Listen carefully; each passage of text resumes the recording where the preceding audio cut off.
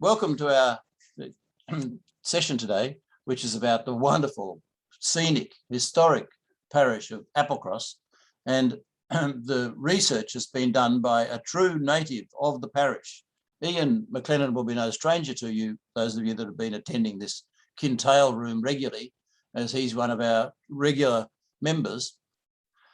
But you probably don't know how much of a historian about Applecross Ian is. In fact, the centre, the History Centre, will sell you a book written by Ian about Applecross and its hinterland. And I'll talk about that at the end of today's session. Ian and I are going to share the presentation today. And I hope you enjoy it because it's such a fascinating place. I've got to say that I belong to two history societies, local history societies in Scotland. One of them is Stornoway and the other one is Applecross.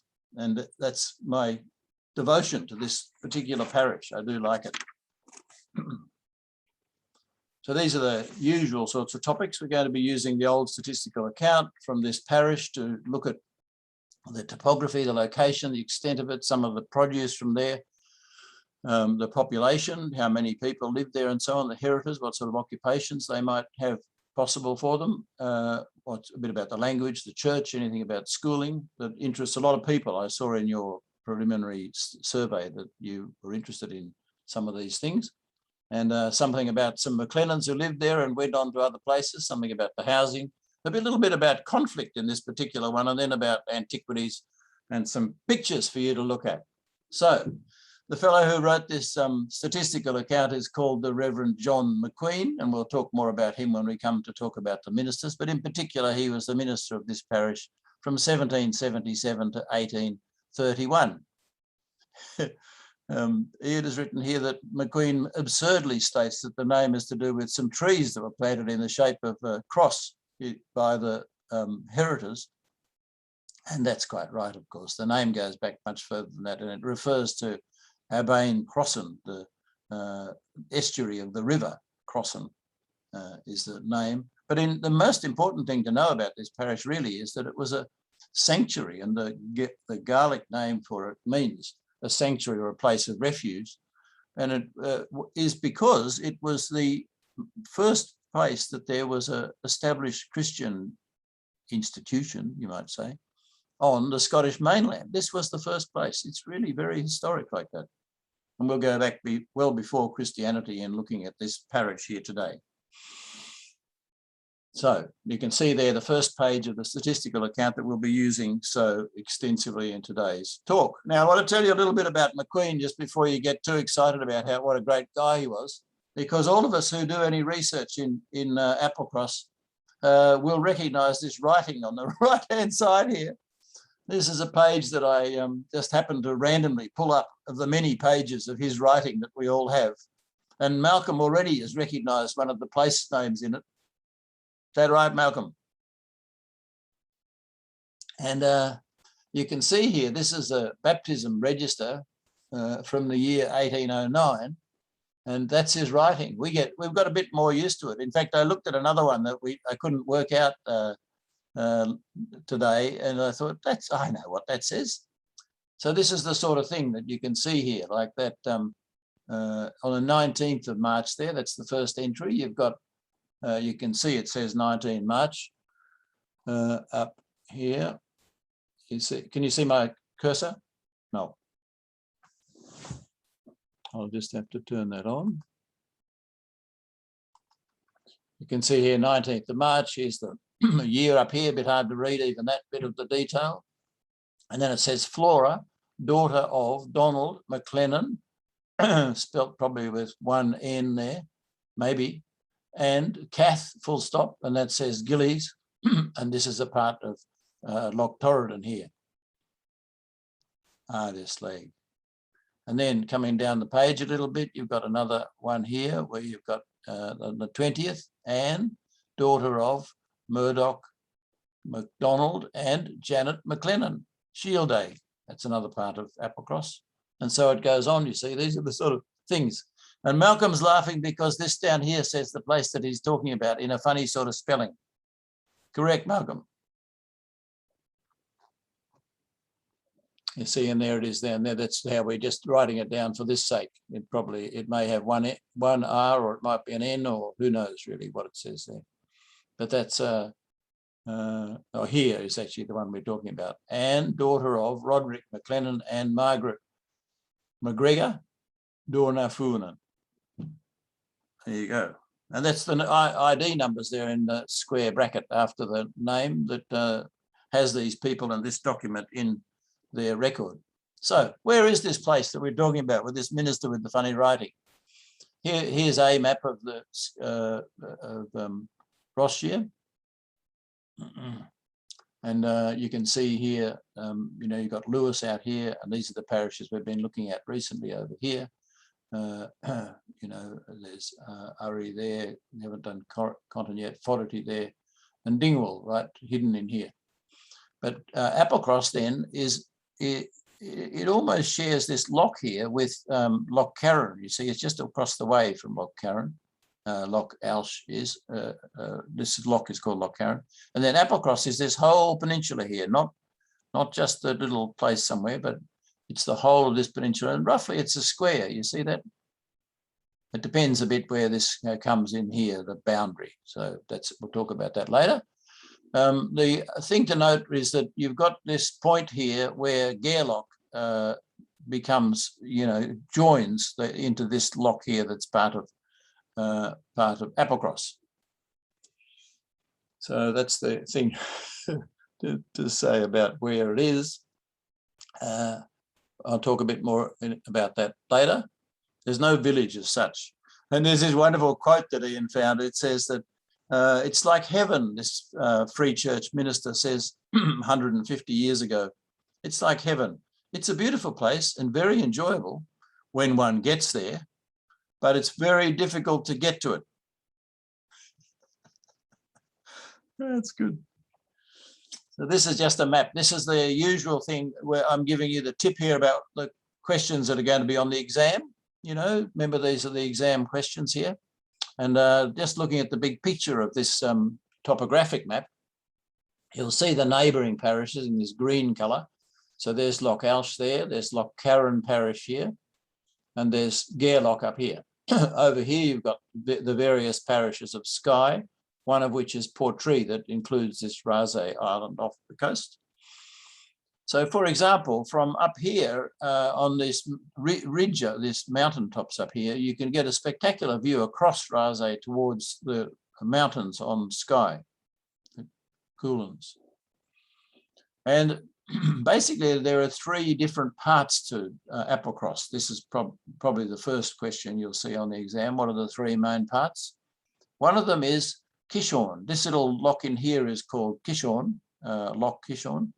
And this little district in here it's got some fertile areas. You see that in there is called Kishorn. And sometimes that's included in Applecross and sometimes it's not. But for our purposes, we're going to remember that at times it is part of Applecross. The other significant part of Applecross is all this area up here, which is goes along to, remember we saw on that previous map, it goes along to Deerbag here. And from there on, it's Gairloch parish. So this, the boundary between the two parishes goes right through the middle of this little settlement here, this locality.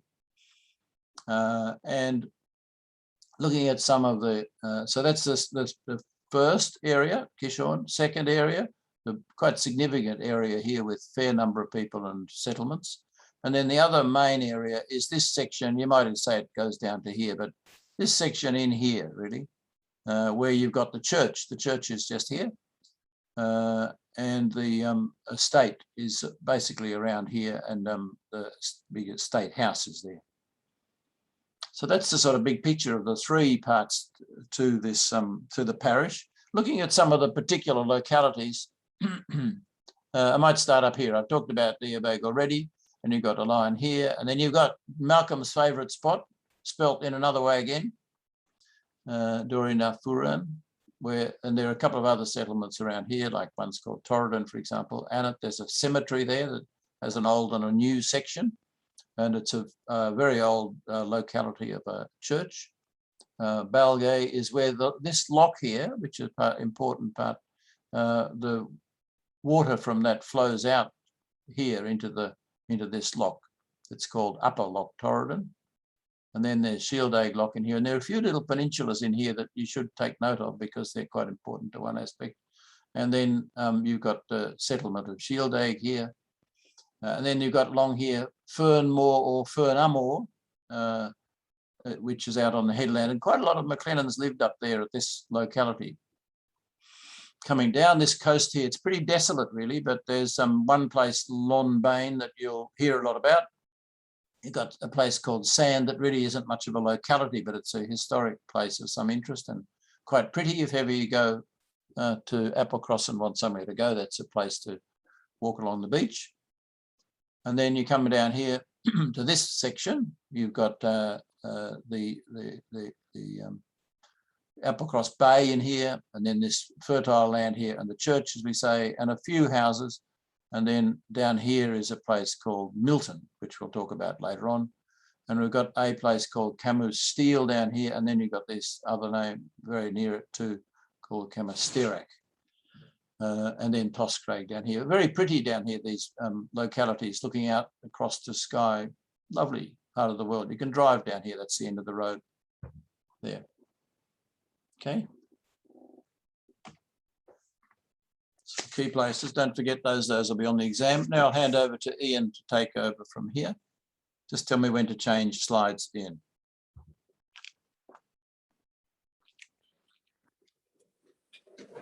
Right, that's it.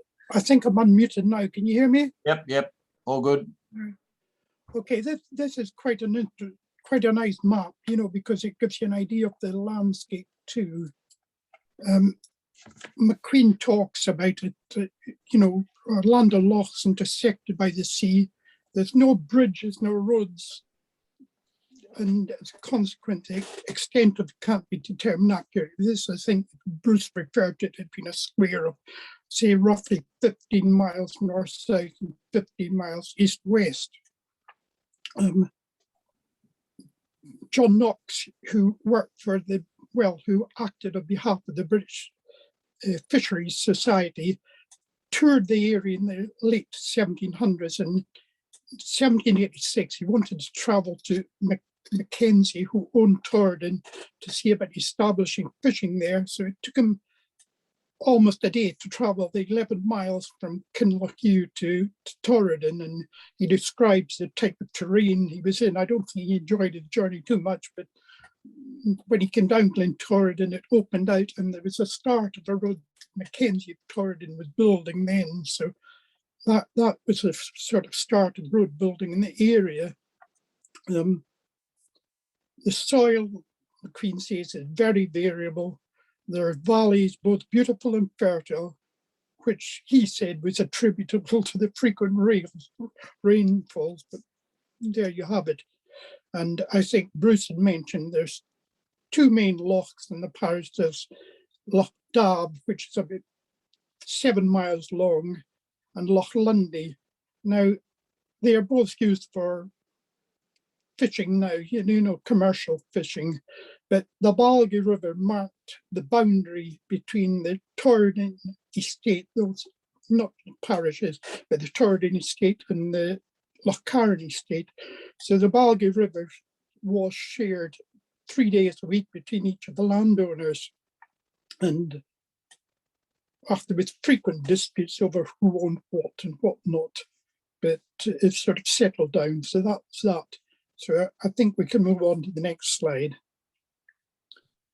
This is quite an old map, and it shows the sort of outline of it. It's quite interesting. You know, it's not scientifically very accurate, but I used it because it really doesn't show any roads other than what appears to be a road now going from Torridon to Kinlochew. I think the map's from 1803, so Knox had his way. The road was being built. As before, there was no bridge over the Applecross River. So now the vast bulk of the parishioners for the church lived on the south side of the river, and on the north side of the river where the church was, there was virtually nobody. So, and you know, they frequently noticed that anybody going to church was generally very wet. So I don't know whether that was a disinclination for them to go to church or not, but it probably was. And then, you know, roads didn't really come for quite a while after McQueen. The Shildig to Lochcarn Road, which is the main road in the area, was only built in 1819.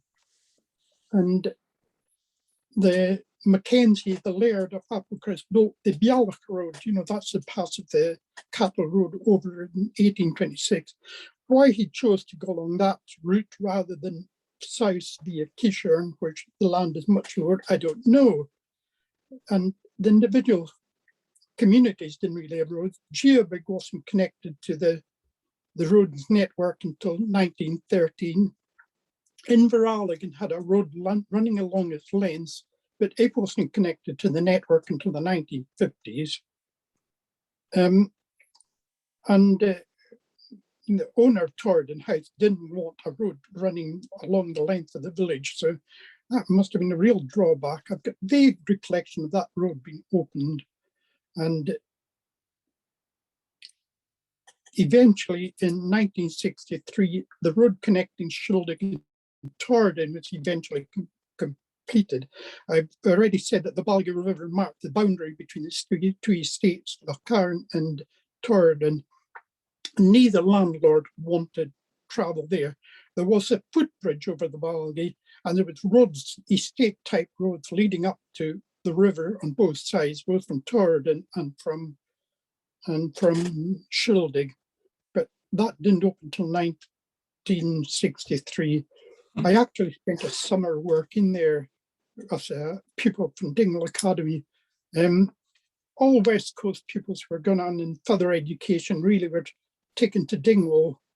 They went to school in Dingwall, and you were there living in hostels for the entire term. You didn't get home at weekends or anything like that. So you went from Christmas to Easter without getting home, and you know, similar from Easter to summer.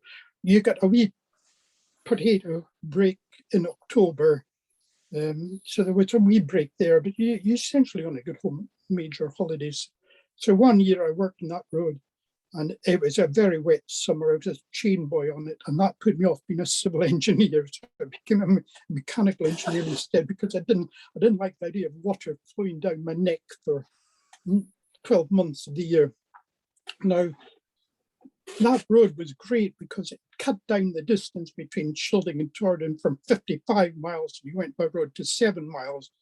And that's quite important because there's no graveyard, for instance, in Shildig. So anybody from Shildig who's getting buried in Torridon, many did, you know, their bodies were taken either by boat or by Land Rover and carried over the small footbridge at Torridon.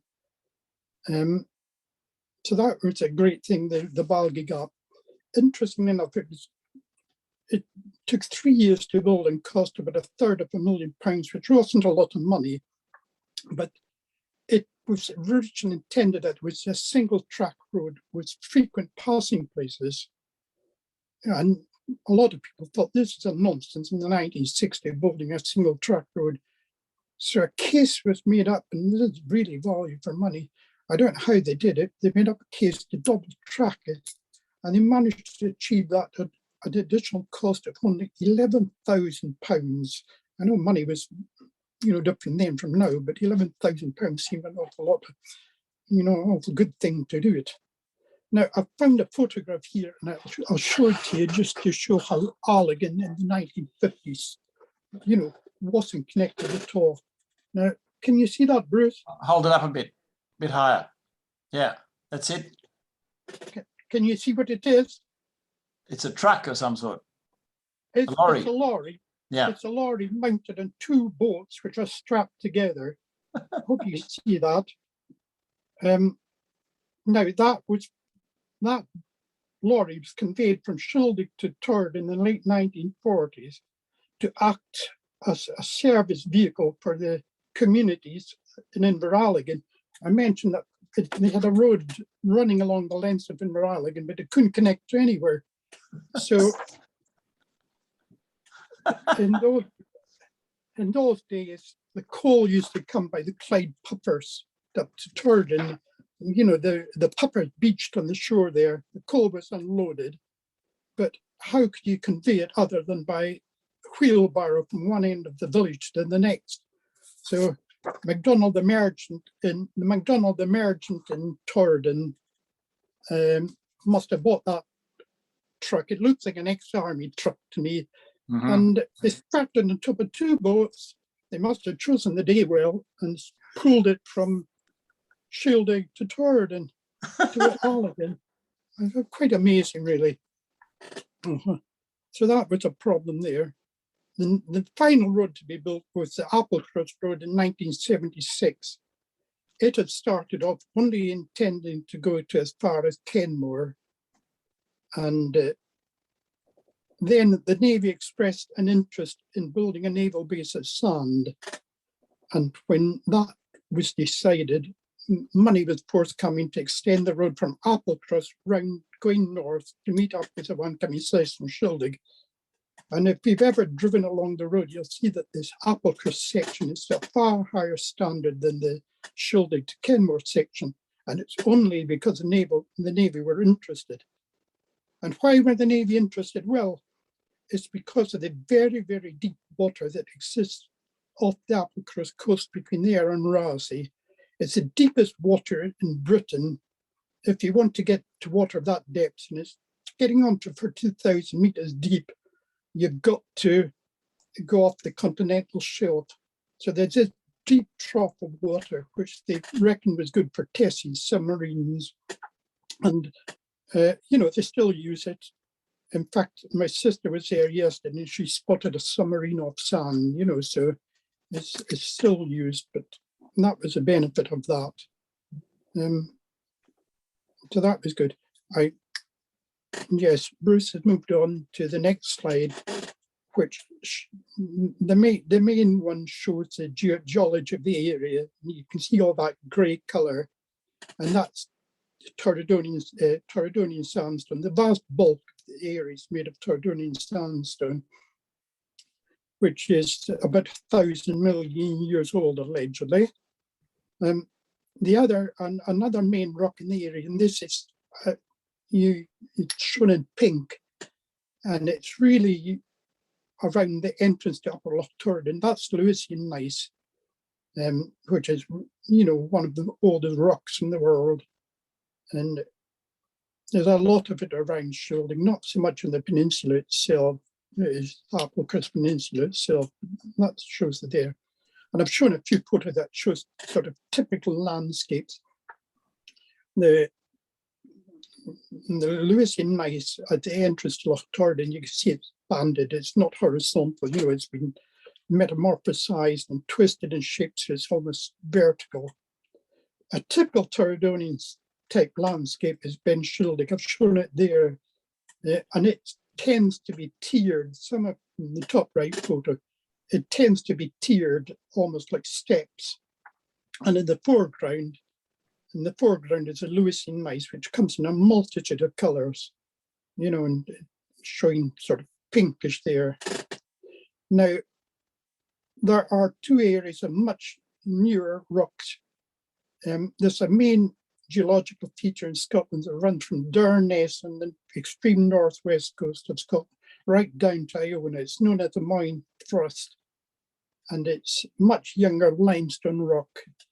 And there's an outcrop of it, Keishorn, that light blue coloured. And over at Applecross Bay, you've got even younger rock, again limestoney. And that too leads to fertile land around Applecross House, and also in Keishorn. And in the Applecross village, if you want to call Shore Street the village, there's a limestone pavement right down at the shore, which is dead flat, and it almost looks man-made. And just to the left of that is the Durness at Keishorn, the green hills and everything like that. So that's, and interestingly, just a few months ago, and I don't know what, I haven't been able to find out where this happened, but the BBC reported that that they found a fossil there, which is about 1,000 million years old and is the youngest known to science. And they just said it was found at Laird, and I can only assume that it must have been in Torridonian sandstone because that's only rock roughly of that age there. So that's really interesting. So I think this is so good, interesting, this rock stuff, you know, the geology of the landscape. There's such old rocks that don't break down over and therefore don't make good soils. Is that right? That's the basic that's idea. correct, yes. I mean, Torridonian is a sandstone, but it doesn't break easily at all. You can use it for building. Lewisian gneiss, you can do nothing with. You know, it just fragments if you try working it. So. Wow. Change? Yes, change, I think. I showed a few slides because I've been trying to convince Bruce that Applecross is far and away the prettiest parish in Scotland. And that there is a view of Laird, which sort of dominates Laird, and it's a very fine mountain. You know, some people think it's the best in the land. And these tiny little houses in here. Right, yes, that's Annet and Fossig and places like that. Yeah.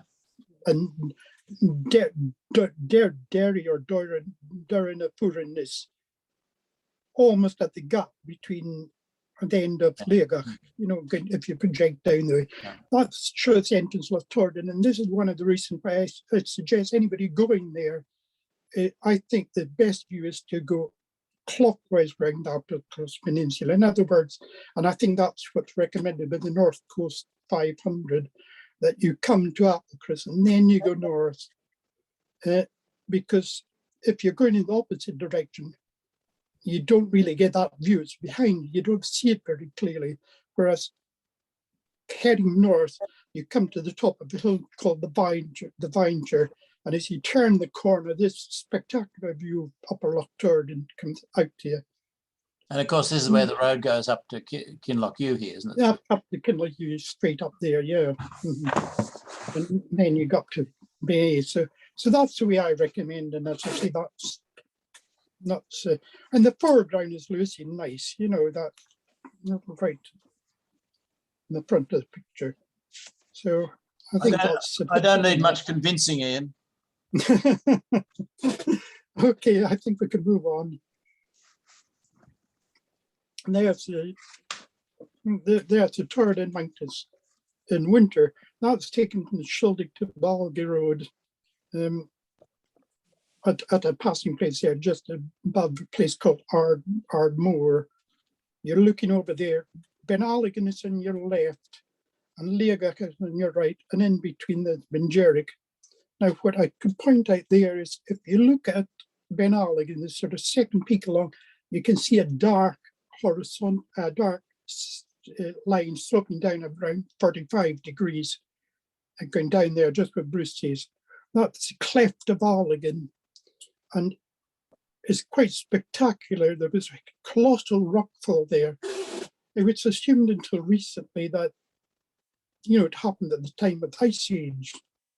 But it's much more recent than that. I think it's about 3,000 to 4,000 years old. And huge boulders have fallen down into that quarry there. And this has made them realise that rockfalls in Scotland and elsewhere are much more likely to occur than they previously thought. So some people have been around reassessing the tendencies for rockfall. And you know, Laird is one they do worry about. The branch here, probably some of you heard, has allegedly predicted that Laird will fall down and the only person to escape will be an old woman carrying a cockerel. Well, there are not many cockerels here. There might be plenty of old ladies, I'm not sure about that, but there's few cockerels, so I don't know if you're safe to pass by or not. But anyway, that's it. So that's Benalligan in winter. And the next slide, I only took that several weeks ago. It's a beautiful, beautiful day, flat calm, and we're at Inveralligan, which is a lovely, lovely place. And we're just looking across looking across the upper Loch Torridon, and that's Ben Dab there. Dab is a deer, so that's Deer Mountain. And that green sort of fertile land just to the right of it, that's Balgay. And coming in there is the shadow of Ben Shildig. And swapping back to the other end of the photo, I think you can see a building fairly near the right, fairly near the left. That's Torridon, Loch Torridon, Torridon Hotel, which is phenomenally expensive and highly rated and various things like that. And more or less with the cursors, there's a very popular program on television here called Britain's House of the Year. And every year the team go around assessing houses and rating them for this and rating them for that. Well, the House of the Year 3 or 4 years ago was a lovely house. This ceramic art is built there. Absolutely spectacular. Not a big house by any manner or means, but it blends in beautifully. The materials and the construction and everything blends in with landscape. And looking over there, looking from that lady's house over to Allegan is spectacular because you've got the majestic Torridon houses. So I think part of the reason it became the House of the Year was because the views are just stunning. So that's it. You can walk along all the shore roads now, they're open. This then is a view from the coast road at Durinner, which features in McLennan history to Durinner, and that's looking over past Shildig into the Torridon Mountains. Again, Allegan on the left, Ben Allegan on the left, Ben Jerrick in the middle, and Leagach on the right. Just where the cursor was a moment ago, Leagach is, I think, something known as the daughter of Leagach, because when you see it in certain views, there's a wee sort of pinnacle of rock there, which has the same shape as Leagach. You don't see it quite so visibly in that view, but in some ways, it's almost a replica of the real mountain. So Ben Shildig is not a traditional cropping community. It built in the early 1800s to serve the fishing industry and also to provide cannon fodder for the Navy, because the Navy have been, just fairly recently overwhelmed the French and were a bit concerned about things, came to the conclusion that the best sailors they had came from the islands and the Highlands of Scotland. So taxation was reduced in terms of salt levies and everything to encourage a number of population centres to develop, and Shildig was one of them. And it's had ups and downs as a fishing place ever since. You don't get the only fish that's caught nowadays is shellfish. But, it did export herrings and various things. And you maybe discover this in other areas too. The village, the right-hand end of the village is called the Corran. And unusually for Shildig, it's the gardens at the front of the houses, and that gardens were taken as soil from ballast from ships which sailed to the Baltic or to Ireland with fish. They came back with ballast in the form of earth in it, and so those houses, quite nice gardens at the front with soil that's non-native to the place. So that's an interesting thing. So I think that concludes that photograph. And Bruce had shoved in a photo location, showing where the various photos were. I don't think I got too much to add to that. We've got the ones coming up. So these are the, yes, this is where we were looking at these other photos. Here's yes. the mountain and so on, down up in the upper Torridon mainly. And Yeah. the ones coming up, so that you know where they're not the same part at all. They're a different part. The one is sand in here, and the other one is this little road. This road, this amazing road. One of the high points of the. In fact, that the only thing mentioned about Applecross in the Lonely Planet Guide is this road going up here. and it doesn't mark it on this road, but there's a wonderful lookout up here that you just have this spectacular view out over Rase and so on. Mhm. And so the next two are, and do you want to just read that quote there at the end?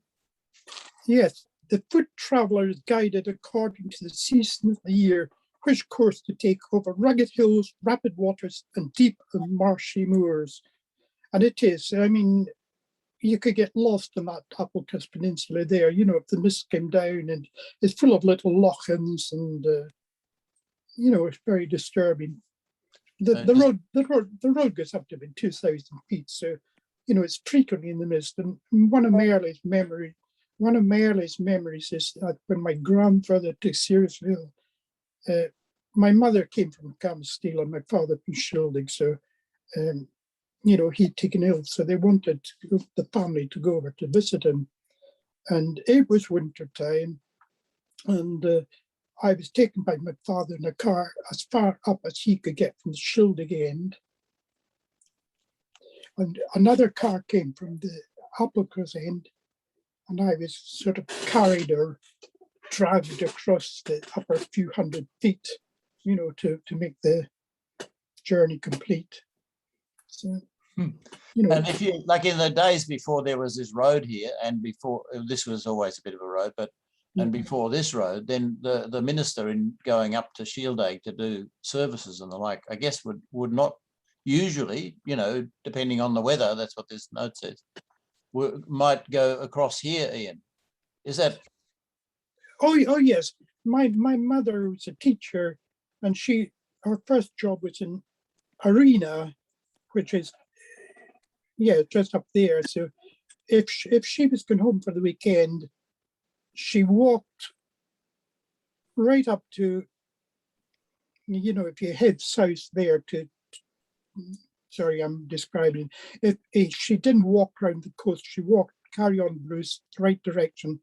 She walked up to the end of the Applecross Glen, about there, and where she had a bike. And so the last 5 miles was fairly easy traveling because there was a decent enough track down the glen there to take her home to Cambsteel. So yes, that was the walking routes. You know, once you got to the Applecross Glen, there was various ones that went, you know, depending where you were going to, whether you were going to Arena or whether you were going to Tishlig. You know, there was very split in the roads, and people did it. So rather than walking around the coast, they would do that because it was a much shorter distance. Yeah, and I guess if people wanted to go to the church when it wasn't, you know, services were not held here, they could come that way if they were feeling brave. Yes. And the weather was suitable. Yes. Mm-hmm. Okay. So this is the road. So, you want to just go back and show where this is? This is this road here. We're about to you see this. Indeed. Yeah. So this is looking down virtually from the summit. It's not quite the summit of the Bialach Pass. Going down, it's a very narrow road, and you know it has been sort of widened a wee bit. The corners have been taken off to some extent. Right down at the bottom, you can't see it in these photographs, is the Keeshan dry dock, a huge dry dock that was used to build platforms for the North Sea, and is sort of used for fish farming type activities now, although they have recently won a contract to do some major work on an oil rig. So that's just out of the picture there, but it's a bit of sort of flat land, and they're trying to get to build parts for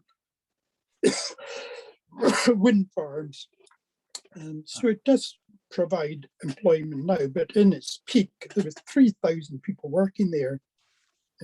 They just lived anywhere in the area, you know, sort of shacks were built in the 1970s, and all liners were taken in, and people lived on board liners and came and worked there. So it flourished and gave money to quite a number of people, but only for a short period of time. We've now moved on to the Sand, the view from Sand. and that's looking over, I think, the high peak, the triangular one, is a thing called Blaven, and those are the peaks of the Cullens and that there. This, it's a lovely sandy beach, and it's got quite high sand dunes on the left-hand side. And the kids just love it. It's a super area. What I don't show is just to the right of it. It's a very small building that the Navy use. And if you're there, you can maybe see the helicopters carrying people from their main base at Kyle up there. And if you were to travel from a car from Sand to Kyle, it would take half the day. Well, I exaggerate, an hour or two, but this helicopter buses back and forth in minutes. Sand will feature again later on in the talk. So some of these mountains over here, like 1,000 meters, aren't they? They're very high mountains on Skye. And this foreground here is Raze. Yeah, that's correct. Raze has got an extinct volcano called Dún Can on it. You can't really see it just now. But there was a lot of communication between Applecross and Raze. In fact, I can tell you a rather amusing tale that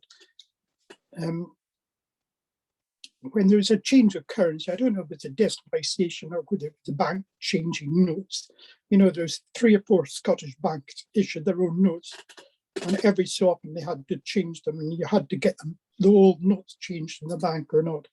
But anyway, there's a gentleman who lived not far from here, and he had quite a lot of wealth accumulated from the sheep, and he kept it all. He kept quiet himself. Money, I don't know where he banked, whether it was Lochcarron or Kyle normally, but when the currency changed, he had a problem. If he took it to the bank, the rumours would get round about how much money he had. So what the bold guy did was he put it all in his tin box and got out his boat and sailed all the way to Portree, where he thought there was less chance of people knowing him. Still being a bit cautious, he decided to wait till the end of the day, and a minute to 3 o'clock, whenever the banks were changing, he went in, presented them with his pile of money, and they said, "Oh, we can't do that, we're shutting in a minute." And he said, "You'll have 2 hours here before you shut." So the poor bank staff had to wait on while he got all his money transferred from one currency to another. But yeah, I mean, it was a sort of slight problem because another job I had as student days was to work in the shielding shop. And this was before the Applecross Road was completed, the Coast Road was completed. So every Thursday was yard and closing day, but it wasn't if you were in the staff, because what you got was orders from the coastal communities, which you had to parcel up and box them ready for being conveyed down in a boat the following day around the coast to all the various communities. Now they were isolated, and you often felt when you lifted the money that was an offer that it smelt of mothballs, because it was kept in a tin can. And then the wee telephone call, at the end of the wee telephone call, there was often a comment like, "Oh, and by the way, could you add a little half bottle, strictly for medicinal purposes only, you understand?" So the half bottles gets parceled up and put in with the boxes too. But, I mean, it was a real problem before that road was built, because there was no shops, yeah, no way of going. I think that's the last of the slides, is it, Rod? Yeah. Bruce? That's it. So we're going to talk now about the agriculture and the other produce from this area in the 1790s. And the first thing we're going to talk about, Ian's found this picture of a gentleman farming in this part of the world. And the old statistical account talks about how the traditional plough had to be, there really was no normal sort of ploughing with horses and pulling things along through the ground, because the soil was so rocky. They had to use the traditional cash comb to get around the rocks. And he describes it as looking rather strange, but It's ludicrous to the eye of the stranger, he says, essential for sowing potato, barley and oats because of the soil, the rocky soil. He says small oats are more traditional. That's called this bere. Is that how you say it? Beer. Sometimes it's spelled bear, isn't it? B-E-A-R. I think, I'm not sure of the pronunciation, but we've seen that a number of places, that word. A different type of oat that seems to work better in the climate in this part of the world. And potatoes, he says, really have taken off. You remember that we've often seen that potatoes are a new thing, really, only a generation or two since they've been introduced. In some of these statistical accounts, they talk about how the potato has recently been taken to as a thing. And McQueen describes it as this useful root has been introduced, he's saying, it's a recent thing. He says that actually the harvests have been quite good in the last decade or two, and they didn't have much of a general scarcity in this part of the world. And Ian makes the point that two families of Kennedys from Kishorn area obviously didn't do too badly, because, I mean, Kishorn is a bit more fertile than the rest, but they were able to to send their boys off to the university, and they finished up with 7 ministers. One of them was the minister we saw in Dingwall not so long ago, and 2 doctors and a High Court judge. 7 ministers is a pretty good effort, isn't it? I've seen less well-dressed people do it using the Kishorn to that one. He describes this is quite important, this slide, because it's talking really about the opportunity for agriculture in this part of the world. He says that a considerable quantity of the surface of the parish, he means, being waste and useless, the crops rarely supply the parish with enough meal. This is a quote from the old statistical account. And of course, by meal, we mean, crushed or milled grain, like sort of rolled oats, that style of thing. And he says that, rarely supplies enough. Meal and other necessities need to be imported into this parish, he says. But then he goes on to say, this is grazing country.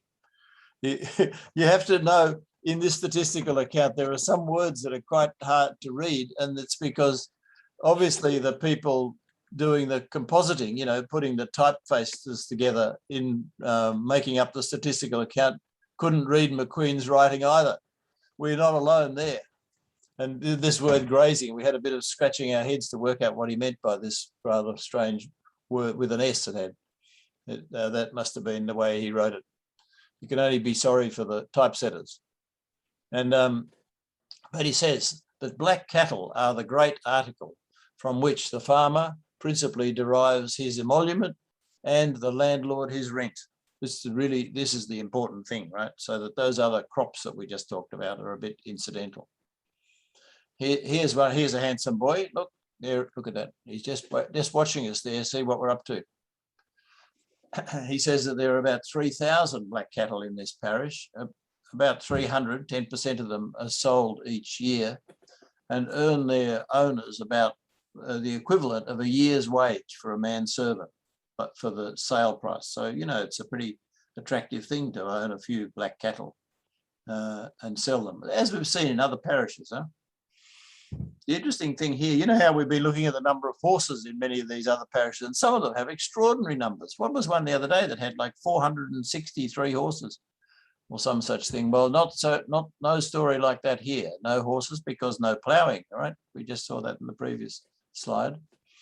Except around Kishorn, there seem to be a fair few horses. And Ian's done a bit of a comparison with the number of horses that were listed in the list of men able to bear arms and other things like horses able to be brought to a war.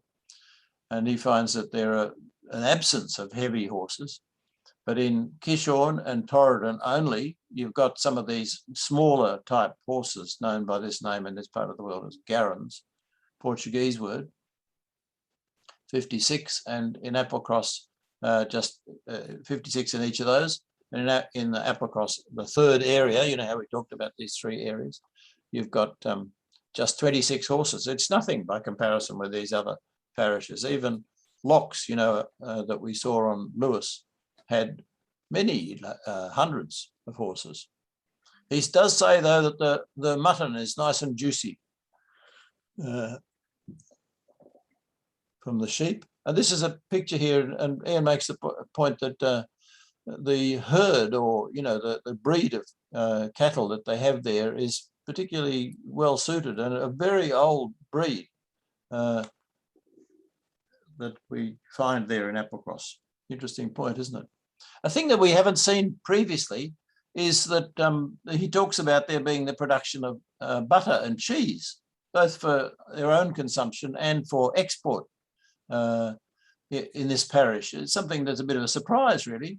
Cheese, not only from cows either, and they work the cows by having them in what they call coupling, meaning that they only allow the cows to have calves every second year, and that improves the flow of milk from the herd, and therefore the ability to produce butter. This woman here, this is a picture from the Applecross Heritage Centre Facebook page, only found today. Thank you, Catriona. Churning some butter here. This is a little bit not from a different part, but not far away. And it's said that in the statistical account that the goats, which are able to go and use the pastures, that are inaccessible to cattle and the like, produce a specially good quality of milk, and that it's thought to have medicinal qualities. So there you go, butter and cheese. How about that? And of course, butter can be exported, can't it? I mean, that's part of the charm of it, and cheese too, not like milk. Fishing is a big thing. Fishing is something that, we've seen in a few other parishes, like Loch Broom and so on, opened with great enthusiasm and then not been so successful as it could be.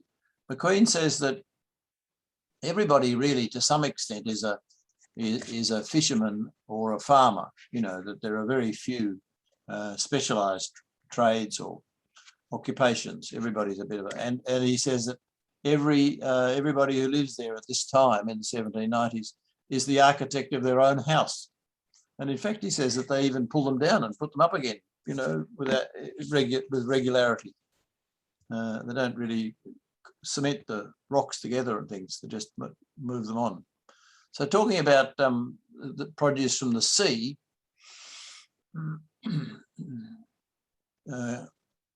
he says, that there are usually a lot of fish, cod and herring, he mentions in particular, for local use and for export as well. And he talks about the days, he's getting into the detail of being involved in these sort of industries. Most of the principal farmers own a boat, so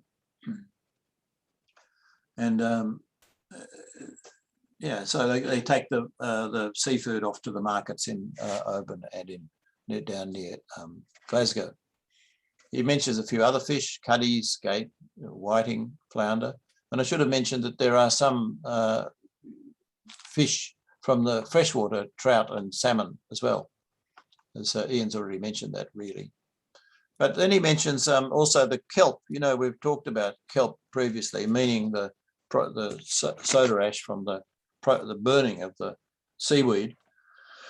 And he says that the price, because of the value of the American War, meaning the rebellion of the 13 colonies, it has gone up from about £3-ish per tonne of kelp to about £5. So we know this happened a lot through the Western Highlands and the islands, that the price went up during the Napoleonic Wars and the American Wars and so on, and then crashed at the end and was an initiator of a lot of emigration from this part of the world because of the drop in the price of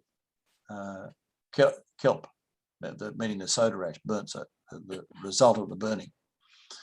But also, of course, he mentions that quite a bit of it is put onto the same as we saw in Harris, for example. The kelp is used to they call it manure, used to fertilise the crops, and without it they don't flourish. So we're going to talk in a minute about this station here, which is at a place called Ardmore. It might be written as 2 words.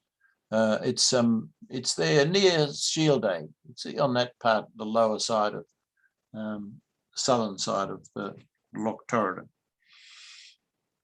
Yep. And there was a short-lived. It was really a pretty short-lived adventure. This Wilberforce apparently was quite keen on the idea. Wilberforce, the slavery abolitionist, and he hoped that that Loch Torridon will shortly resound with the busy hum of men. And then he talks to the father of economics, Adam Smith, who says, Dr. Smith, with a certain characteristic coolness, observed to me that he looked for no more consequence from the scheme than the entire loss of every shilling that should be expended on it. That's a bit harsh, don't you think? And Ian found that there was he remembered that there was also in recent times some sonic boom testing to see if the Concorde's noise affected the fish. I do remember being at London Airport. I had a job there, and I used to hear the Concorde taking off. It scared me a bit too at my desk there. So for this fishing station, there still is some archaeological evidence of the curing house, the drying of the fish, and not just herring either, but also some of the other fish being dried out. They needed a room to the cod and ling, those sorts of things. So that was a bit of source of potential income we looked at just there, as well as the black cattle that we know was so important. Now let's think a little bit about the sort of things that people ate, the ordinary people ate. Well, we know that potatoes were all the rage, and they grew well in wet climates. You didn't need to be worried about gales and rain and so on, mostly. And that oats now supplemented with potatoes and fish, usually, occasionally meat, not very often, are the daily sort of, food. Potatoes and herring, usually. Black pudding might be a bit of a treat. We know what a treat black pudding is for some people. Made from onions, oatmeal and blood. And as we've seen previously, some of this blood was extracted from the necks of the living animals that were in the same building as the humans, the other end of the building. Samuel Johnson, in his trip around the Highlands, this is quite a good thing. He says oats. He defines oats as a cereal fed to horses in England and to men in Scotland. And his pal, Boswell, James Boswell, that travelled around and wrote the biography of Samuel Johnson, the dictionary man. He says, well, that maybe that's why in England you have better horses and in Scotland we have better men. Good quote, Ed. As the ditty goes, when the Queen wants men to fight her foes, it's not to London or Brighton she goes, but up to the north for the brave and the daring, for the lads brooked up on tarties and herring. These are the staple foods, and since become quite a popular thing, really, and usually cooked on an open fire, often with a chain hanging down from the ceiling with maybe not much of a hole in the roof to let the smoke get out. The population is a really interesting story and might well explain much of the emigration subsequently. In the time since the 1755 Webster census, the population has doubled in this parish. It's a big thing, double. We've seen it in other places being 50% up and so on, but this is really extraordinary. Roughly equal men and women in this parish compared to others. The militia list has about 384 men of an age where they're able to bear arms, as they say. That's between 15 and 60. And McQueen, in the old statistical accounts, attributes the increase in the population to the introduction of potatoes and also the adoption of the smallpox vaccination. Before inoculation, he recounts that the mortality rate was 1 in 13. Mortality rate was 1 in 13. Was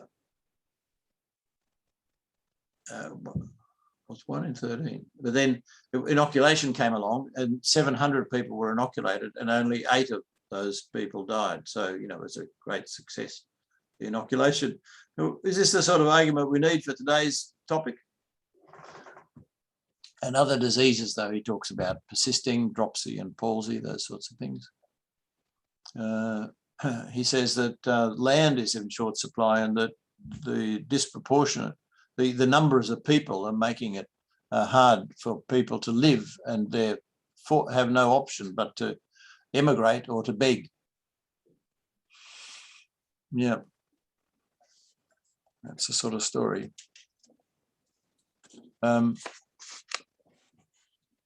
Yeah, and salt, you know, we've seen salt before. It was subject to taxes and the like, and meant that they couldn't preserve the fish, and so we really didn't have much of an opportunity for those sort of semi-industrial things like fish packing and so on with salt, because of the salt tax, meaning that it was cheaper to process fish in Ireland, for example. Let's look now at some of the heritors from this area. They're all Mackenzies. All 3 of them. The 3, the Mackenzies of Applecross, and then you've got the Gairloch and the Seaforth Mackenzies being the 3. The Mackenzies of Applecross had been the heritors of this parish for 200 years, even in 1799. You know, a long time they'd been there. Some of them became Jacobites and the like, of course, and they disinherited it after the first Jacobite rising, as it's called, the 1715. And the parish boundaries there where we know it is, and the total rent is about £700. Some people, there's just one farm that pays £40, and the rest are typically like £2 or £10, that sort of amount. It's not such a big amount, £700 altogether. Maybe if they collected a bit more rents, they'd be able to install bridges. What do you think? Or roads, maybe. Yeah, and that's the cute house they have there. It's just near the Applecross Bay. Beautiful, isn't it? Setting. So now, tell me if I go over, Ian. This is looking at Applecross Bay now. That house is, you see, they prompted us, that house there. We're going to the house, and that's the Applecross house in there. It's there. And here's the bay, and here's the river, the Applecross River coming down into the bay. This is the river that Ian's mother rode her bike down. And the church, you see, is here. And so any people who lived on this side of the river, if there was a bit of a run of the river on and no bridges, remember, then they would be drowned on their way to church. Made it less attractive, perhaps. The modern inn, this is not an inn from the 1790s, don't worry, is here. Famous thing, I remember we had a lovely evening sitting out there on the foreshore in front of the inn at 11:45 at night, still bright sky. Fantastic, midsummer. And this road here is the road coming in from the pass of the cattle that Ian described before. So this is the road going out in the direction of Loch Carron. And then if you go around here now and along this way and out that way, that's taking you up the coast road towards Shielday and Torridon. So this really, it's wrong to really call this a village. There's really not much, there's not a village here in the sense of being a Tesco and a post office and a whatever else you need, police station. It's, you know, really the front along here is better known, Ian tells me, as the street. One of my distant relations lived in this street before they migrated to Canada and came back. In fact, well, the fellow who grew up there, the brother of that relative, was a travel agent and organised thousands of journeys for people migrating to Canada. He did it in Nairn and Inverness for decades, but he grew up here in this street. And then this little bit that sticks out just as you go down this road here is called Milton or Mill Town. And that's because that's where the mill is located, because people had often their own millstones and did their own milling in that sort of domestic way.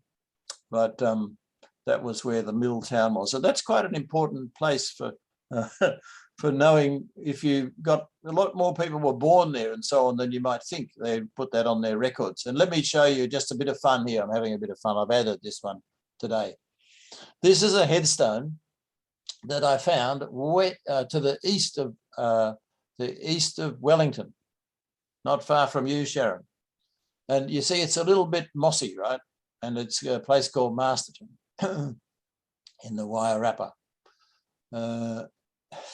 And it says, in loving memory of John, beloved husband of Janet McLennan. John, born, and then it says something there a little bit hard to read, and it says died in 1930. Yeah, so it says the 29th, March 29, 1930.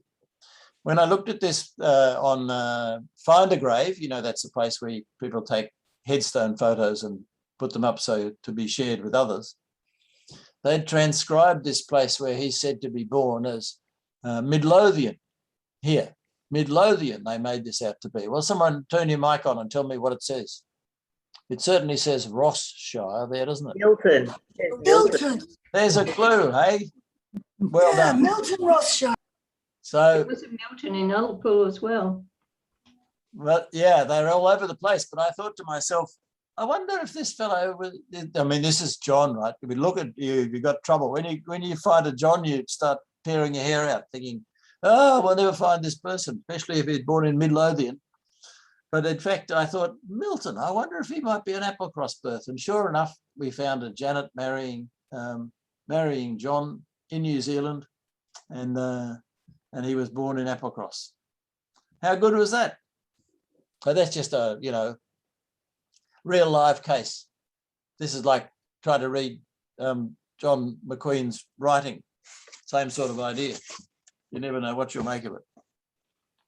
Let's look now at some of the occupations that people might have had. It's really not occupations, you know, they're more like ways of earning some income. Because the minister says that the country, meaning the parish, is destitute of trade and manufactures. Distinct occupations are not to be expected. That's sort of what I said, you know, about how they build their own house, and they're really usually nearly all fishermen and farmers in one way or another. And he says even a boy of 15 can usually make his own brogues up, his own shoes. There's the odd weaver and smith, but very few, blacksmith, just the odd one. In fact, I found a Duncan McLennan, who died before 1851, who was a weaver in up Torridon way, only yesterday. Male domestic servants earn £2 to £3 a year. Females earn up to £1 a year. Sometimes they get their board provided. There's no stipend for day rate labourers except for farms near Applecross House. And it says Mackenzie abolished servitude in the recent times, like, and this is something that he's saying is a more recent thing. That's an amazing thing to read there. Ian has identified this copper mine, not much used at Kishorn. That's another way of making some money, I guess. And the minister says that many young men go south in the beginning of the season and then return at the end of the season to do farming, typically in, you know, around Edinburgh way, just to put it in a more general way. Now, I just want to talk a little bit about this whole idea of servitude, because I think this is a really big thing we've discovered in this particular statistical account. The minister says that the Mackenzie has got rid of servitude. That means the feudal connection between master and servant, or lord and his tenants. it's a really big thing, you know, that we're coming across here, because of course up to earlier in this time, like at the beginning of the 1700s, there was this interdependence between the laird having labourers on his estate and the estate workers who were looked after by the laird, and and had this symbiotic, you know, this sort of a great connection that meant that they were bound as one, really. And so once Culloden came along, you know, the Heritable Jurisdictions Act removed the ability of people to pass on estates from and in particular to have sort of judicial powers over their estate, their people.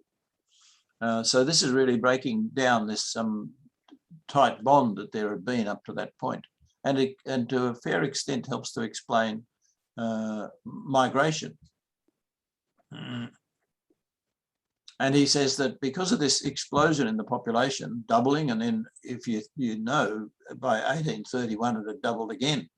So, you know, it's really zooming up, and so you've got great, especially in a parish like this where there's very little arable land, you've got great competition for farms from these exploding populations due to, you know, potatoes, vaccination, the things we looked at before. And we've seen in other parishes that it's hinted that the lairds previously had to give permission for people to marry, and that that held back the birth rate because people were not given permission to marry earlier. So that might be a factor here, or it might not, but it's certainly true in other parts as well. And John Knox, you know, that Ian referred to earlier on his tours, says that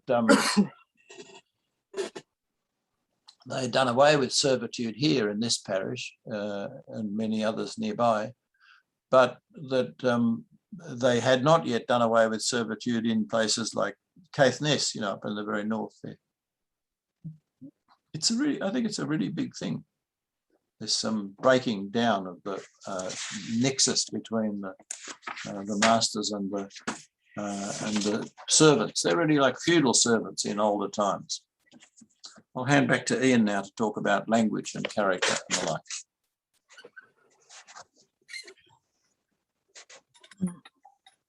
Is my mic on, is it? Yep. Good. Yeah. You know, as everywhere else, Gaelic was a language of the parish. You know, you see that right up at Easter Ross. McQueen talks about place names and says they're typically Danish, well, somewhere, you know, Schildig and Giabig, anything ending in that was Norse. Giabig meaning the deep bay and Schildig the herring bay, so he's sort of right to some extent that. But I don't know whether you could say that generally is the case or not. Somewhere, some weren't. He's, you know, he speaks quite highly of the people of those. As in many other places, they like the strong booze a bit too much. Nevertheless, crime was non-existent, and leases were yearly dependent on the virtue or caprice of their superiors. Although local jurisdictions had been abolished, I think Bruce referred to that, how the landlord had powers, you know, very disproportionate and that or not. But that's a sort of theme that's picked up by Graham McClay's Burnet novel, his Bloody Project, which is set in Applecross, and it was shortlisted for the Booker Prize in 2018. I don't know if many of you have read it or not. A lot of people find it very hard going, but it's quite interesting, that theme that runs through it. You know, it reflects back possibly to an earlier age, whereas his book is set in the sort of mid-Victorian period. McCrae had grandfather was from Applecross, so his mother was from Lochcarn, so he's got, you know, family connections in the area. And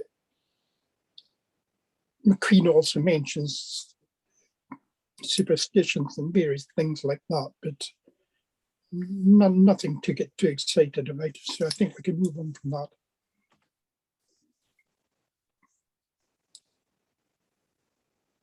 And then we're coming on to church and that. There was only one church in the entire parish in the Queen's time, and it was in a ruinous state. So, you know, how anybody in Shouldig or Keeshan got educated, I don't know. Not from a parish church point of view, anyway. And then Bruce had described to some extent how the parish was divided. Before, I think, 1735, it was just essentially the peninsula, you know, bounded by Loch Torridon and Loch Keeshern. But then in 1735, the parish boundaries were extended a bit to include the north side of Loch Torridon and also include Keeshern in it. And that meant that the visit of the minister, you know, primarily based in Applecross, I think he visited the Shouldig area about once a quarter, and Keeshern once a month. So there was not a lot going on. There is a ruins of a medieval chapel in the graveyard at Applecross. That's it there. There's was possibly another church built in the 17th, 18th century that was used up until the Queen's time, but the church associated wasn't built to the 1817. So chap Alan Gillis have written a blog, and he talks quite well about the churches and manses and everything, and were generally pretty poor right up till the 1800s. The Queen, I think, was quite well paid, £56 a week. I was trying to remember how much the Fodderty minister got paid, but I think it was less, so he was reasonably well up. And we referred at Applecross that the teacher's salary could be paid in cockfight dues. I wonder if that was really the case, up to the 1800s, but interesting anyway. So that's the church and school, I think. I only included this, it's a sort of made up thing with it. So John Sinclair, who set out the statistical accounts, and they set them against a parish map. But I'm really only including this because it shows what the parish was like before 1735. Lochcarn obviously included Keeshern then, and Torridon was included in Gerlach. So, just why they did that there, I don't know, but I thought it was worth showing. So it was really just the Applecross Peninsula that was done there. And although they set up the parish in 1726, it was several years before Macaulay took it over, and he was there for quite a while. And those parish boundaries remained until 1889, when extensive changes were made to lots of parish boundaries in Scotland and in Russia in particular. And Keeshern then reverted back to Lochcarn, although Torridon stayed in Applecross. Now, this might have implications on where your ancestors were, birth parish, whether they recorded it as Lochcarn or Applecross. It's conceivable that I think that some people born in Keeshern might have been in either. And that might be documented, I'm not sure, but bear that in mind if you're looking for that. And a bit of an aside there too, after 1855, people who are born in the Torridon area would normally be registered as the registration district of Shieldag. But if they went away and put their name in a census or whatever in the years after, they would usually put that they came from Applecross, even though, they were in this Qua Sacra parish of Shieldag. So, just be alert to that. They might be actually registered in Shieldag, but they might, when they're in a census, say that they come from Applecross. Correct. Just a trick. Bit like you have Kinloch Louis chart, in Conton and things like that are sort of sub-parishes of another one, and people don't think that they really come from there. Right. Church history. And it's been mentioned that, Applecross is a very old connection was religion, you know, going back to St. Maruba, settled there and founded an abbey in 673. And he ministered there for about 60 years. What became of him is open to dispute. Some people think he was murdered, and then where was he murdered, and various things like that. Some people think he died peacefully, so it's not, I don't think, categorically confirmed what he did. But a tragedy did hit the area in 1735 when his successor and 20th of followers were returning from Bangor, where Maruba had originally settled. You know, the boat was overturned and they were drowned, you know, near Applecross. But that one continued under the, you know, the Vikings came along, and the history of Applecross becomes a bit vague then, you know, the Dark Ages and all that. And the land of Applecross, which was vast, the church lands of Applecross were really extensive. You know, they comprised of essentially the Applecross and Laird parishes and a bit more too. So as the time of the Reformation was happening, Applecross had notionally 2 papal knights associated with it. I don't know how they was divided between the pair of them, but with the Reformation approaching, they sort of managed to ensure that the lands of Applecross were passed over to Mackenzie relatives. And thus it came about that Applecross became Mackenzie territory, because Mackenzies had clobbered the McDonalds before then. And they sort of inherited Applecross and went on to do so for generations. Laird had an established church minister in 1587, but Applecross didn't have one until 1731, nearly 200 years later. And then there's a famous presbytery meeting was held in Applecross, just whereabout it would be interesting to know. And, you know, they expressed concern that the people sacrificed bulls to Maruba, and they didn't like that, being good Protestant people. So there was displeasure about that. Maybe that's why they didn't get a minister for years, or maybe that's why they should have done, I don't know.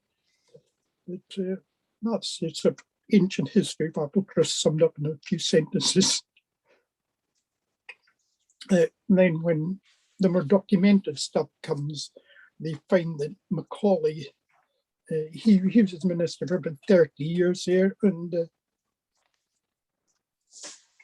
he was a very sharp guy. He also had quite a lot of money, and he sort of lived elsewhere and various things, but he preached a sermon at one communion for one of his fellow ministers, I think was Sage of Laird, didn't like what he was saying, and he raised a charge of heresy about him, which rumbled on in the General Assembly of Scotland for several years before it was dismissed. And I like the way they summed it up. He was advised not to preach above the capacity of his hearers, and Sage was warned not to take unwarranted heresy accusations before the General Assembly. So that was Macaulay. He was really he was allegedly related to Lord Macaulay, the historian, and stuff like that. And a predecessor, well, one of his forebears 100 or 200 years ago, who was kidnapped in Lewis and tied by heavy chain to his son-in-law.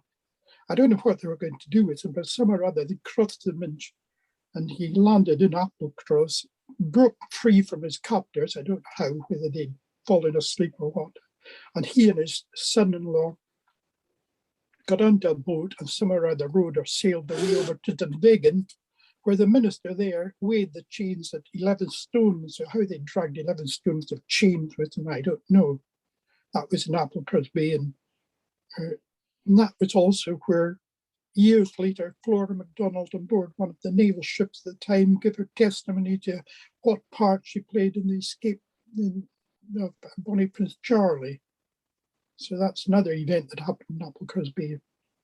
After Macaulay, you had MacPhacker, and he was obviously concerned with the poverty in the area and, you know, what people could do about it. So he moved to America in Philadelphia in 1775 to address the potential of that colony for emigration. And he stayed on. Parishioners went with him, and they became prominent citizens in Philadelphia during the late 1700s. And that was quite interesting too. Then came McQueen. McQueen came from a long line of Skye ministers.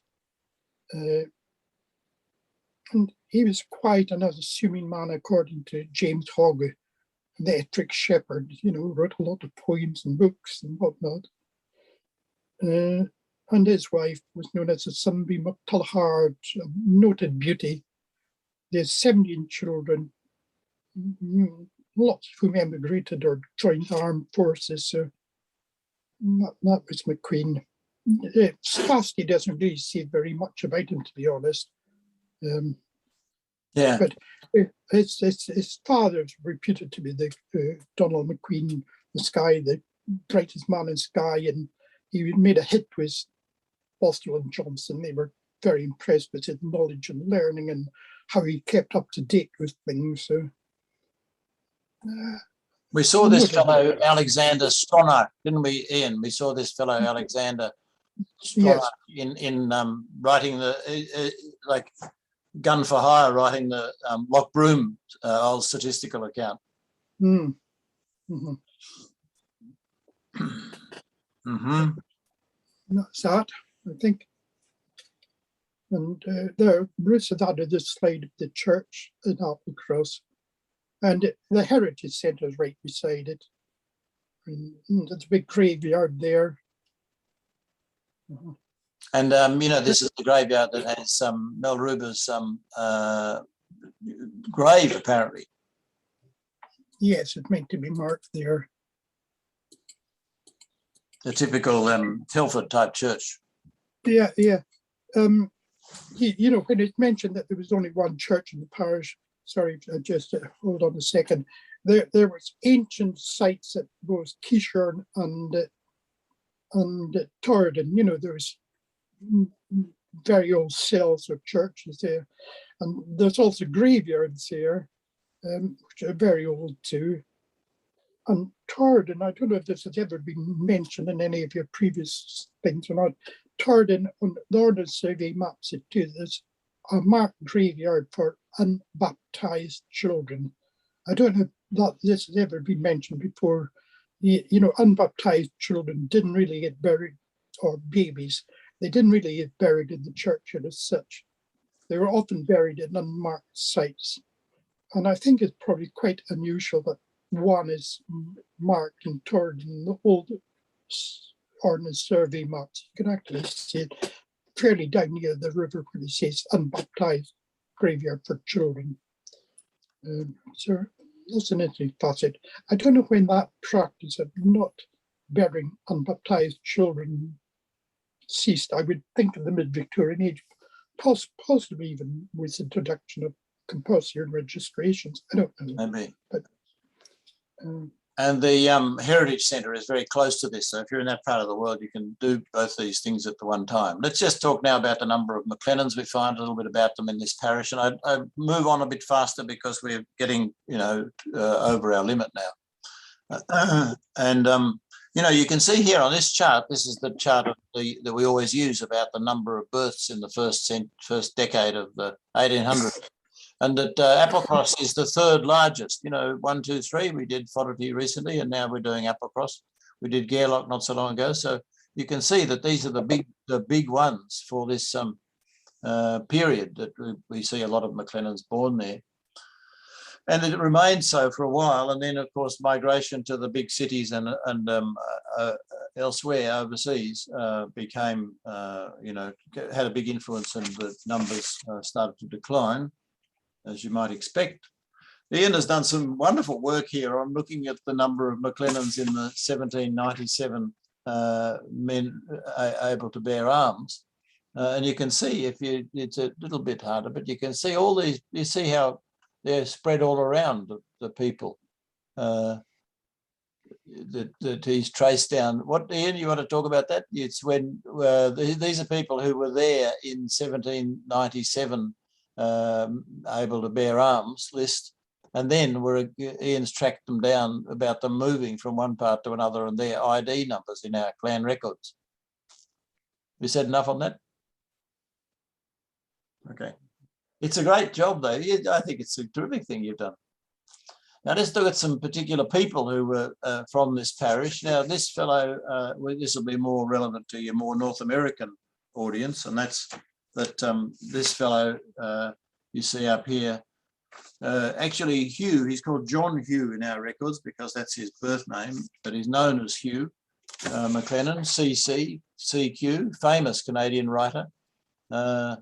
Wrote a number of famous books, you know, Barometer Rising, so on. And his ancestor came from this parish, and he made a special effort actually himself to track down his lineage. He himself was born in Cape Breton, and his ancestor had gone to Cape Breton just out from Sydney, Nova Scotia, Sydney, Cape Breton, Neil. And I'll show you something else in a minute before we get off that. But looking at some of these others, this is some people here that went to Australia. One died in the passage, another one died soon after. And then the two other brothers were in this really remote place, Zeehan, Tasmania. My wife and I, we were there at staying in this hotel when we'd not long met, actually, the hotel that they ran, these two brothers. And were very involved in, very community-minded people they were. They had a great aunt who was there, and then the last one to look at there is a person called Elizabeth, who had a granddaughter who was also a great author, wrote prize-winning detective, are they? Crime writer, yeah, books. I'm just going to show you this picture. This is McQueen's writing, just in case you want to enjoy it a bit longer. So this is his great-grandparents' marriage. This is McQueen married the great Canadian author's great-grandparents. And you can see here, this is the record of Neil McLennan. But it's not unlike most of them, the old parish registers. This has a baptism, and then next it has a marriage. You see that? Normally separate books kept for each purpose. And in here, if you know what you're looking for, well, for a start, even that looks a bit weird, doesn't it? You can sort of like, you can't really see that's an 8, but you got to look up here and see it's an 8 because it's in that sequence. And then you can see that down here it's got March 28, married, Neil McLennan, parish of Kishorn, to Anne Mackenzie, daughter of John,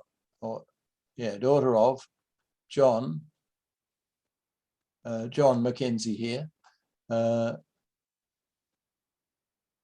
think that says, what does that say? Something, and Torna Press, that's over in Kishorn. So how about that, eh? I do have it here, the late John Mackenzie, that's what it says. It says the late in here, see, once you know what you're looking at. Tenant, how about that? Yeah, just for a bit of fun. I'm going to move on quickly now, but here's another person from that part out near Sand there called Lonbane, and this is one of your New Zealand people. He born in Applecross, he's born in Lochbane. You can see that here looking at, this is our clan record. You can see here, this is his baptism document being transcribed, and it says that the father is tenant in Lochbane and the mother. And then he migrated, when he was 20 odd, he migrated to Cape Breton and then to PEI. That's Sharon. Thank you, Sharon, for that.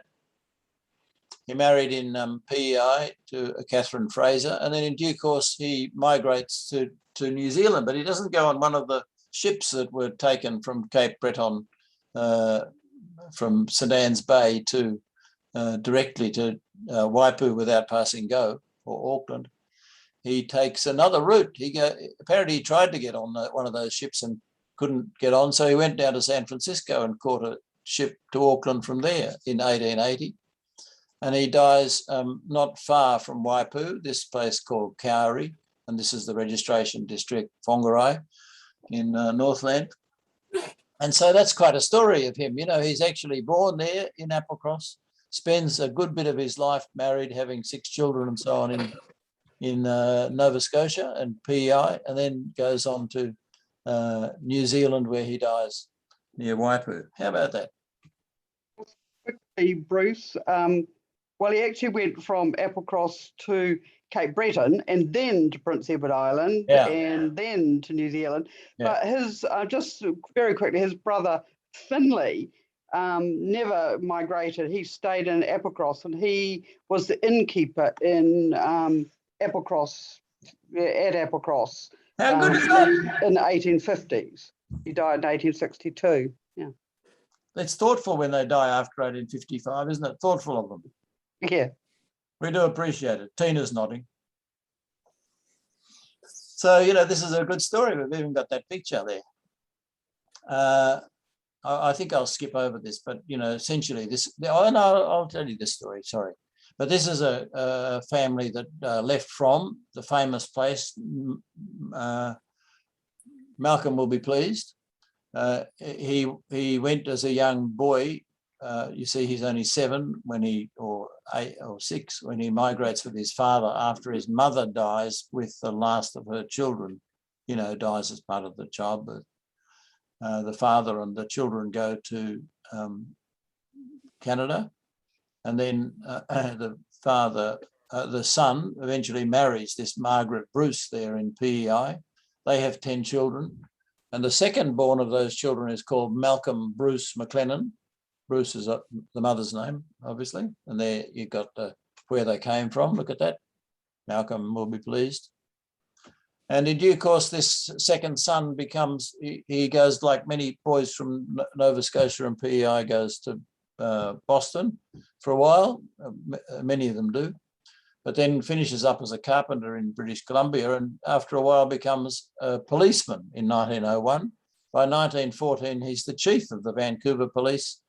And then he is shot in a drug bust. They're doing a drug bust, and he takes courageously. He says, "I wouldn't do I wouldn't ask my men to do something that I wouldn't do myself." And he takes the lead into a drug bust in the place, you know, Gastown. That's quite famous there in Vancouver for drug things even today. And he's shot, and you can see here, this is his death record.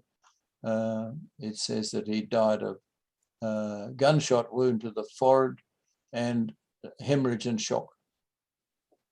Buried in the Mountain View Cemetery. And that's a sort of a story of someone who left from Torridon there. Housing, this is the sort of houses we get to see. Ian found this one of the last houses of its kind. And that fellow lived there in Lonbain, the same place we've just been talking about a minute ago. I think I'll just move on with that.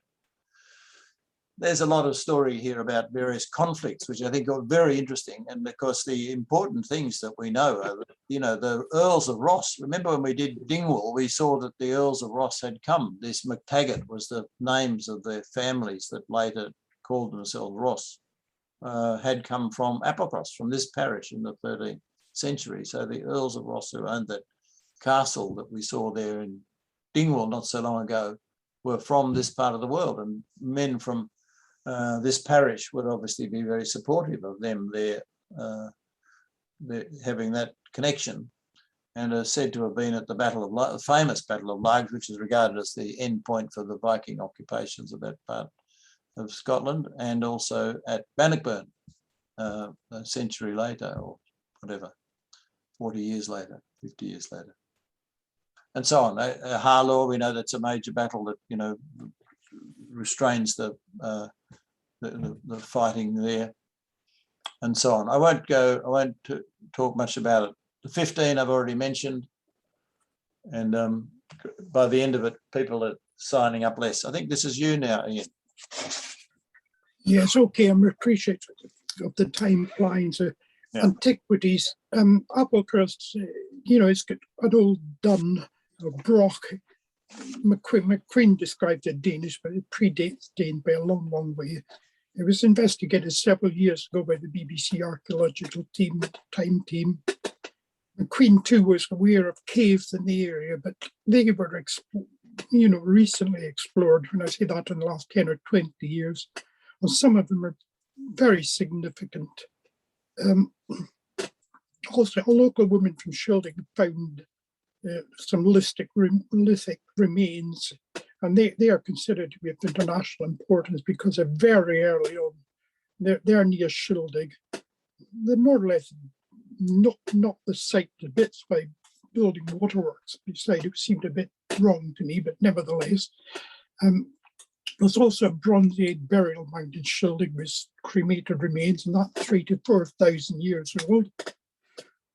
There's evidence of crannogs at 2 lochs in the area. And the Heritage Centre contains a number of sculpted short stones there, of course, much more recent from, you know, Christian times. So I think we can move on with that.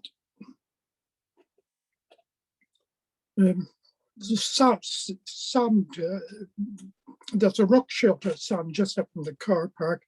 There's a big slab of rocks and it sort of overhangs an area. And our local found some shells here, and I, you know, was concerned about them and got archaeologicals to have a look at it. And they surveyed it way back in the year 2000, and they dated them to 9,500 years ago, which was then the earliest known settlement of Scotland following the Ice Age. I had a wander around in the summertime, and I found a few shells just lying on the ground. So I picked them up and said, do those shells did they provide a meal for one of my ancestors or yours? Who knows? Sand was also the setting for, I don't know how many of you may or may not have seen this, a Monty Hall's episode. It was called Great Escape Here, or Beachcomber Cottage. And that, from my point of view, was interesting because where my grandmother was born, at least one of my grandmothers, and the old barn there, it was turned into a sort of shelter for him to allegedly live for a year in a self-supporting farm. It's debatable that. So move on. It's an interesting series, and then some bodies dating back about 2,000 years ago were discovered under the floor of an existing building on Applecross, and there's ongoing research going to identify who, what, when, where, and how. So that's quite interesting too. I await with interest to see what they finally discovered from them. Thanks, Bruce. We can move. And if you're visiting in Torridon, if you're visiting in Torridon, it's worth visiting the outside church, which is not far from the shop in Torridon. It's an interesting thing. And they are 50 years on from the opening of the Balgie Road. There was a commemoration event, and there's the chief of the clan doing it. And then just the foot of the parish church. Not much more to say there, I don't think. Is that back to you now, is it, Bruce? Oh, no. Oh, yes, of course. The Prime Minister settled at the old school in Callakila last year. He went on holiday there, and the press were soon on to him, and his security decided, no, he can't stay there. And they bundled him away fairly quickly. A year later, it's been suggested that he was actually out on a paddleboard and he got caught in an offshore current and was being carried out to sea. And this is a photo of him and Carrie near the entrance to Upper Loch Torridon in the Shilding Peninsula. So I think that's my contribution.